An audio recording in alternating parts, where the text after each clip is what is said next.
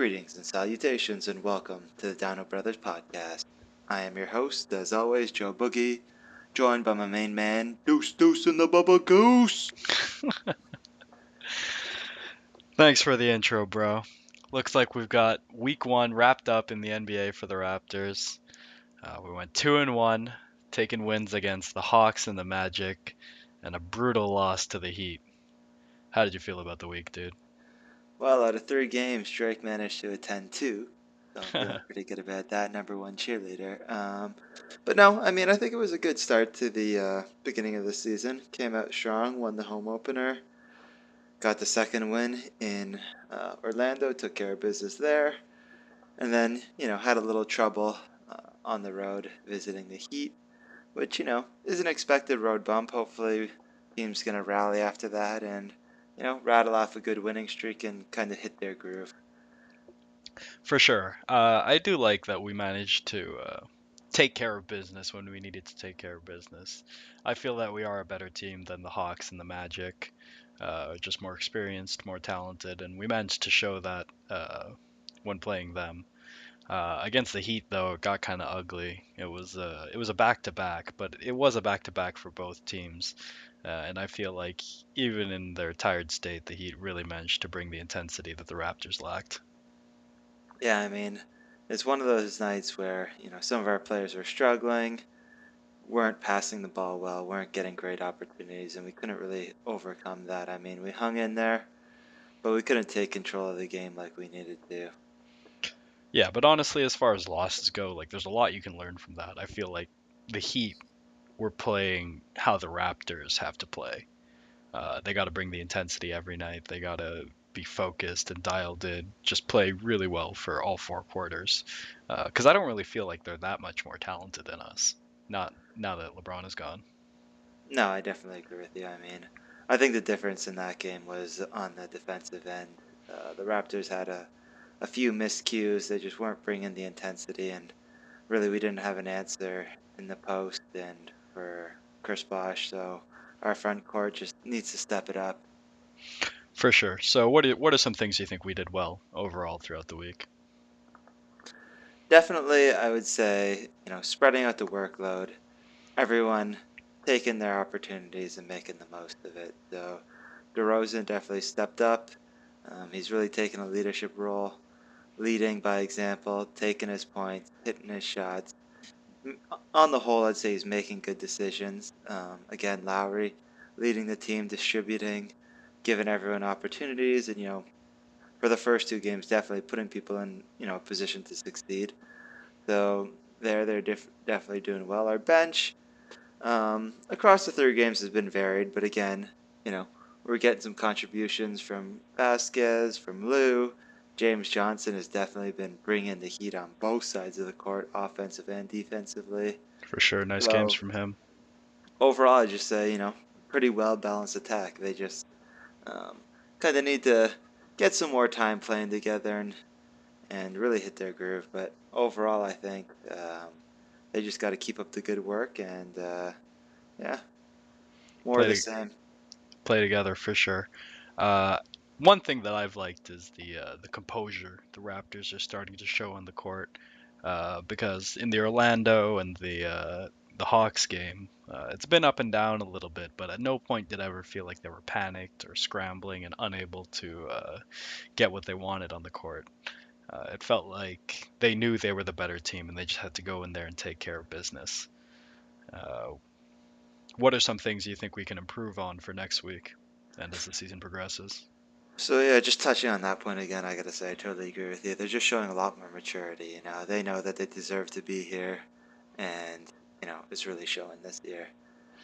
For sure. Uh, in terms of improvements, I'd like to see Vasquez bring a little bit more. I mean, last year I was always kind of losing my mind when he'd be just taking some maybe ill-advised shots, but I want to see him bringing that intensity again. Um, I know he can create off the bench. There are some different personnel, but I want to see Vasquez, do what he does best. He's had some moments, but I'm definitely a Vasquez fan, so I want to see him bringing it all into the second unit. Additionally, Lou. I mean, Lou. He's played decently so far. He hasn't been shooting the highest percentages, but he's been getting to the line. He's been giving us that spark off the bench. He's been doing, what we've asked him to do. So I want to see him keep up keep up that good work and, just kind of get more comfortable and settled in with some of the things that the Raptors are trying to do and yeah, get familiar with some of their different sets that they run. For sure. I feel like the bench hasn't really all gotten on the same page this season yet. Granted, there are some new faces on the bench, so I guess that does really change the way they're playing when that second unit is out there. I feel like Lou is a little tentative to shoot. He's not quite sure when he's supposed to take his shot or when he's supposed to pass. I think he's just got to be more confident and just go with it. Like, Lou, I trust you. You haven't ruined my trust yet. So just go for that. Um, and on DeMar, I do like that DeMar has been looking for his shot. He feels like he can score on anyone, but just sometimes I feel like he's playing too much ISO ball. He's dribbling too much. Just because you can score on someone doesn't mean you should force it up on someone and try and score right now. Sometimes when I see him play, it's like I'm watching NBA 2K and he's like the player character, and I just want to hold turbo and drive to the net or just take a turnaround jumper at the wrong time. So, but other than No, that, like I can live with those weaknesses that we've been having.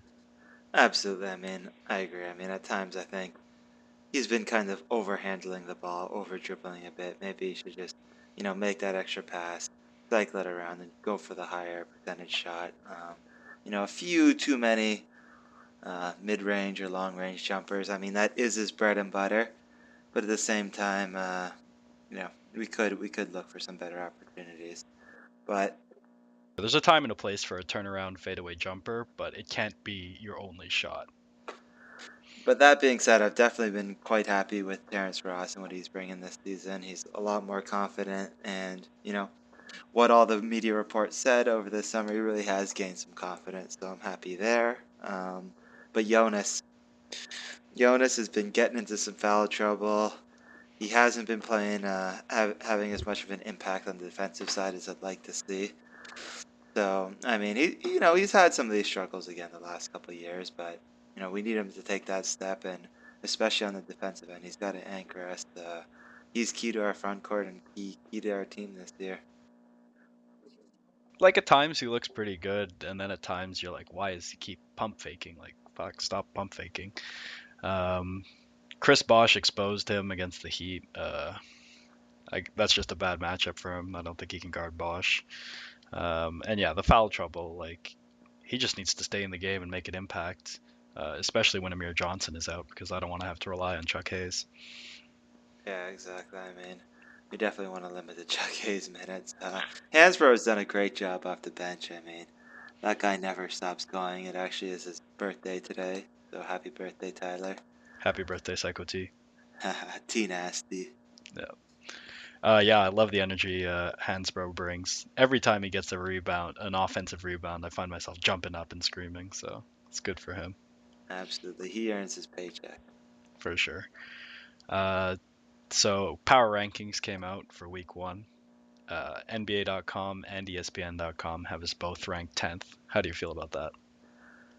10th, I mean, I think 10th is a pretty fair rating. The first two teams we played uh, weren't the greatest teams, but so, I mean, 10th seems about right.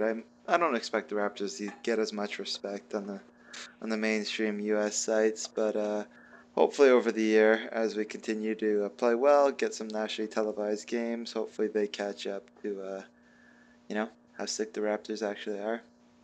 For sure. We could have definitely jumped a couple spots if we had taken down the Heat, but seeing as how we lost, I feel like 10th is pretty reasonable. Haven't really done anything to indicate that we've taken a huge step forward yet, but the season is still young.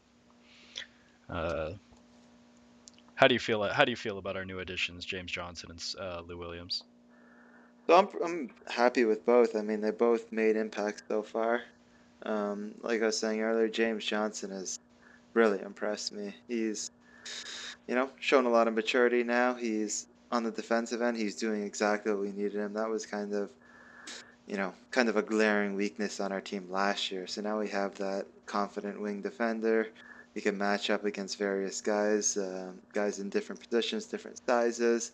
Offensively, he's been putting up solid numbers, and he's even had some sick crossovers and running down the length of the court. So James Johnson, thumbs up for me after week one.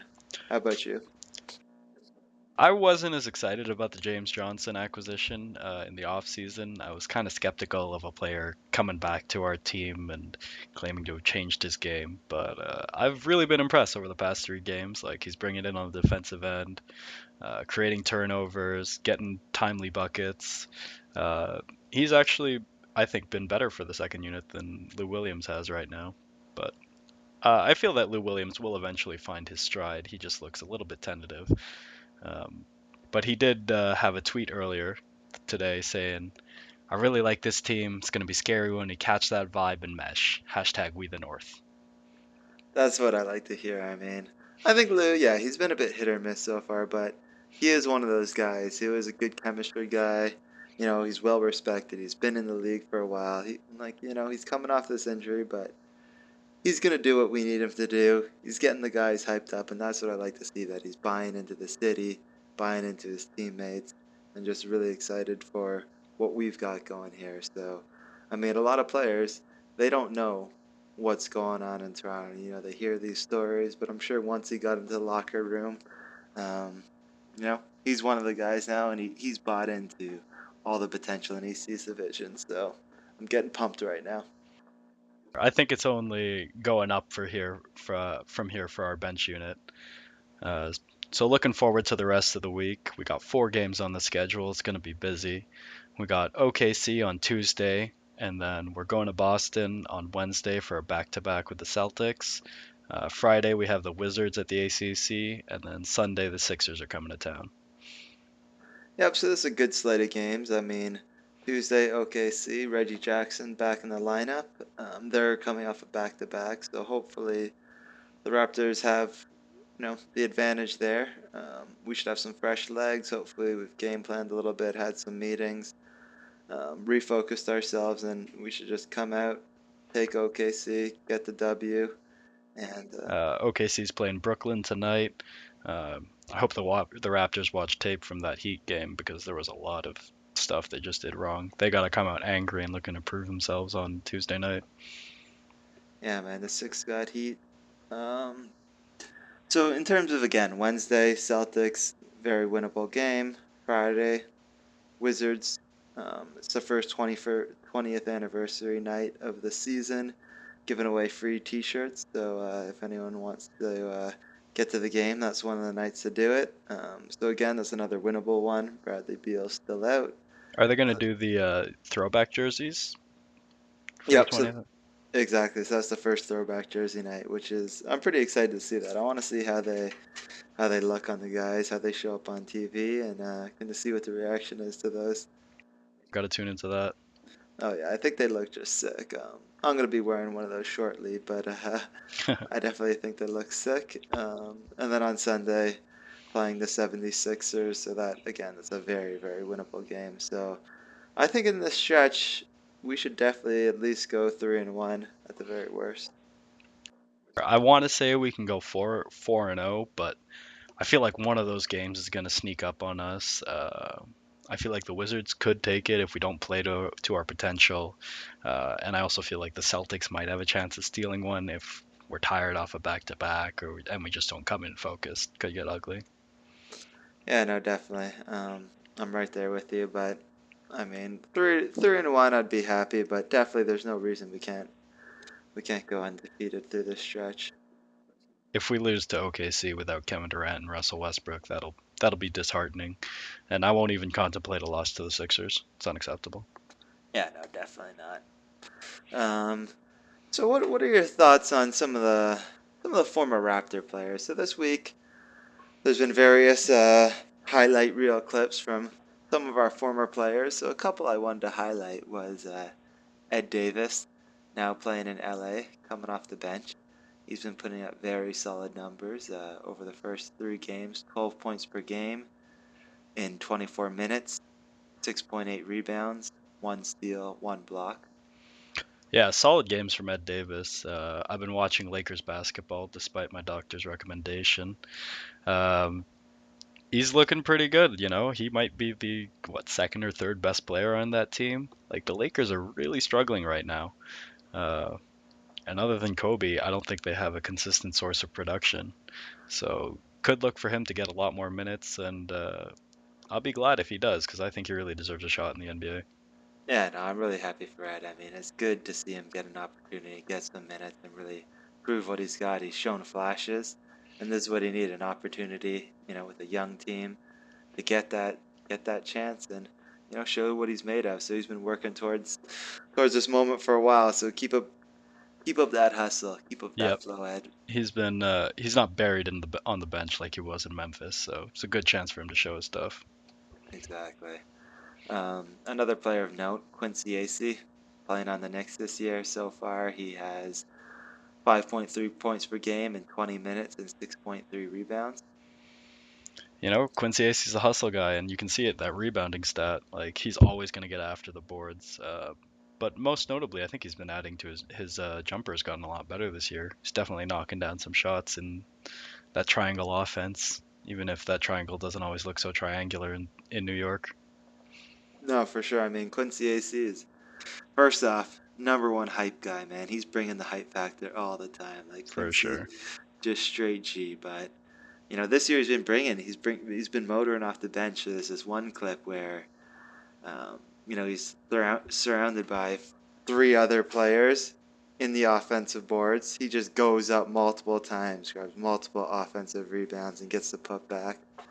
Um, so he's definitely doing what he needs to do. So Quincy, make us proud, rocking the beard. Yep. It's fun to see like former players on the Raptors blossoming. Exactly. I mean, I don't know. A lot of these guys have still got a soft spot in my heart after we've watched them all these years. So I definitely want to see them, go on and succeed. Yeah, they didn't betray us like some other former Raptors that we don't want to talk about.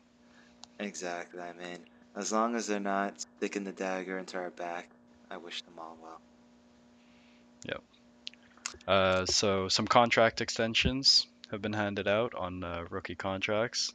Uh, Alec Burke, Alec Burks taken 4 years, 42 million, averaging 14.5 points last season. What do you think about that?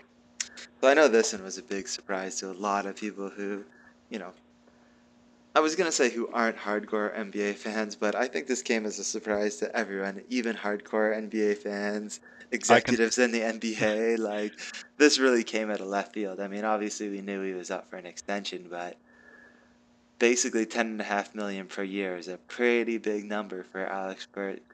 Who doesn't have, first off, he doesn't have that much notoriety, or um, you know, he's not as well known as some other players. Last season he averaged 14.5 points per game, which isn't bad, but it's not mind blowing numbers.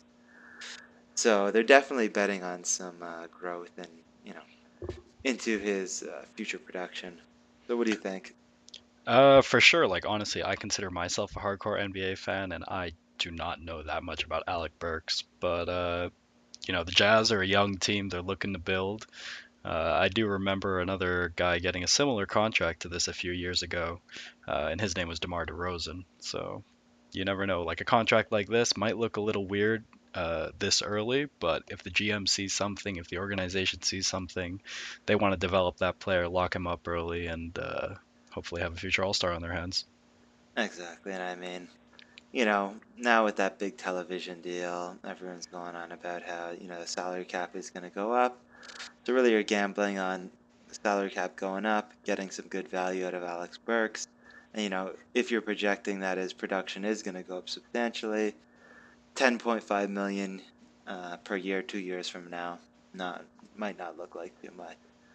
So again, it'll be interesting to see. I mean, as a GM, you're gonna make these gambles based on your belief in a player, based on your internal projections, and you're gonna win some, you lose some, but ideally, obviously, you want to be on the winning side where you're getting them at a lower rate, and it's a good value. Utah just they got to roll the dice and hope for the best.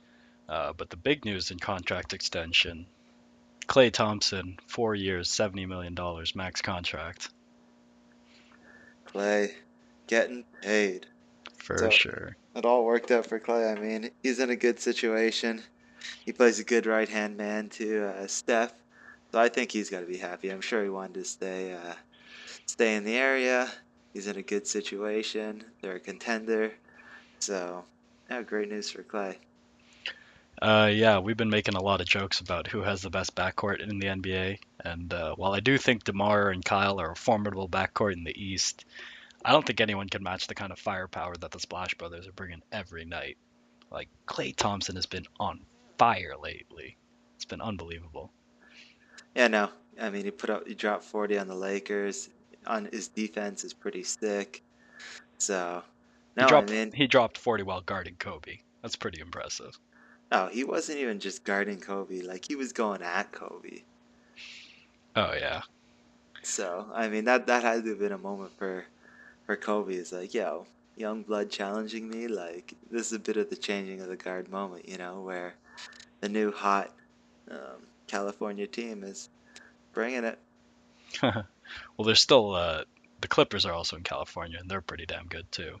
But definitely like Clay and Steph Curry. I'm actually really glad that they locked up both of those guys for a few more years because the Splash Brothers are just too fun not to watch. No, absolutely. I mean, I'm still not. I'm still gonna stick with my boys, Kyle and Demar, as they are hashtag six guards, bringing it all day. But no, I hear you. It's good. It's good. I mean, it's great for Clay to get paid. 4 years, hitting the max. I mean, these GMs are just throwing around max dollars like willy nilly. Yeah, but again, after the TV deal comes into effect, that might not be as well. It'll still be a lot, but it won't be the new max. Uh, and I'm definitely looking forward to Clay Thompson stuff in my fantasy box score. Oh no, I mean, I'm sure a lot of people want Clay Thompson to stuff their box, but on another note, this is definitely the biggest news of the week. I mean, I'm sure many people haven't heard of it, but the Washington Wizards announced that Wale is going to be the Wizards' new creative liaison. What are your thoughts on that, Deuce? uh, I don't actually know that much about Wale. Everything I know about Wale, Matt Devlin told me, and Uh-huh. it looks like Wale just wants to be as cool as Drake is. You know, Drake's got his name on a basketball team. Now Wale wants to try and lend his hype to the Wizards. Uh-huh. No, like, I'm definitely not a huge Wale fan. I mean, his music's decent. Like, I like Wale, but, I mean, he's definitely not cool and hip like Drake is. Like, Drake is got a beautiful, soulful voice, great actor, Sorry, go on. and really just much better style than Wale. I mean, we know the running joke with the Matt Devlin thing last season, but I mean, I think that's the sentiment of like a lot of people who, because Wale is a little more underground and more in the rap scene opposed to the mainstream pop scene. Exactly, but I love Drake, but I do actually like that Wale has associated himself with with an NBA team, right? It's kind of setting a precedent, The Raptors started this trend. Now another team is looking to add another rapper, pop icon to their label. Like who's next? Is Taylor Swift going to be representing the New York Knicks? She's already the New York like welcome ambassador for the city or whatever that is. And who's going to represent like LA, the LA teams? So For sure. I mean, she is New York's new adopted daughter, bringing the heat on "Welcome to New York," which is a great track, by the way. Check that out. But I mean, 1989. Wale definitely doesn't have the notoriety that Drake does. So I mean, I think this is just the Wizards trying to play catch up, and really, it's not a good look for them. I mean, creative liaison, come on, you're not a global brand ambassador like Drake is. Yeah, But I mean, good attempt, guys, trying to keep up with one of the leading teams in the league. So I respect the effort, but you know, yeah. Come back to me after you get fined 2 or 3 times for recruiting NBA players. but once again, we'll just leave it and we'll defer to Matt Devlin and say good luck, Wale. So you sent me a link earlier this week to a LeBron James commercial together, which was pretty touching. It showed LeBron bringing his team in for a huddle, just telling them how they gotta do it together, they gotta work hard, not just for themselves, but the entire city of Cleveland. What did you think of that commercial? Well, when I first saw the commercial, I almost immediately picked up my laptop and smashed it on the ground. After I threw up into my own mouth and all over myself, like I don't know, like it was a well done video, and Nike has really been bringing it this year. Like in the last few months, their ad campaigns and marketing is pretty sick. They're definitely running that social media and viral video hustle. So good on them. They really are like I don't know. Their marketing is pretty good. I'll give them kudos there, but I mean, unless you're living in Cleveland, like that video just it actually made me feel ill. Like I was like, come on, guys, come on. Like they're all standing around in a huddle, and then all of a sudden, like all the people come out of the crowd, join the huddle, and then all the people in like the neighborhoods are coming together. LeBron saying like this cliche speech, like, we gotta do it for the city. We gotta do it for hardworking Jim from down the street, for Joanne, the receptionist at the dental office. It's like, come on, guys. And I just hate Kyrie's smug like face in one of the clips. It's like, wow. Yeah, Cleveland is the new team to hate, obviously. I didn't have quite as violent a reaction, but I saw the first like 30 seconds of that commercial and I just closed it. I'm like, I don't want to see this crap. I didn't watch it until just before this because you wanted to talk about it on the podcast. Uh, yeah, like it's despicable to watch like if you're outside of Cleveland, but I can imagine that if you were from Cleveland, you were betrayed by LeBron and then he came back and then like now he's doing it for the city. I can see how you would like get hyped up by that commercial, but I wouldn't respect you. Exactly. Like, I think this might be a bit of a sacrilegious and blasphemous comparison, but I don't see LeBron as like being like Jesus and, being resurrected and coming back for his people. I see him more as just a Judas, straight up just turning his back on the city. So, and the thing is too, like I like LeBron. I love watching LeBron. He's a talented player, and LeBron is sick. How can you not like what he does in the court? He's But pretty good at basketball. I'm not one of these people, who just loves LeBron so much. He started playing for the Heat. I'm gonna buy a Heat LeBron jersey. Like now he's back on the Cavs. I'm gonna buy a Cavs jersey. Like I don't know. Those people make me sick. Like I like LeBron, but I'm not gonna be just a bandwagoner like that. Like never.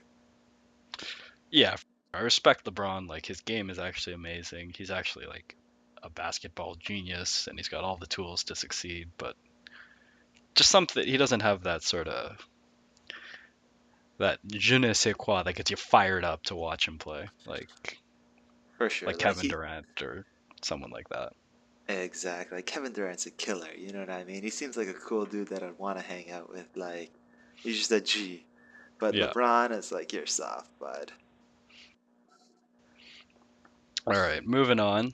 Uh, we should take a look at some of the Canadian players going getting work done throughout the league. Sure, sounds good. How about yeah, give us a rundown of some of our Canadian favorites. Well, back to the Lakers. We got Robert Sacre getting some real playing time, not just bench cheering time. He's getting 10 minutes a game in LA, averaging 5 points per game and 1 rebound.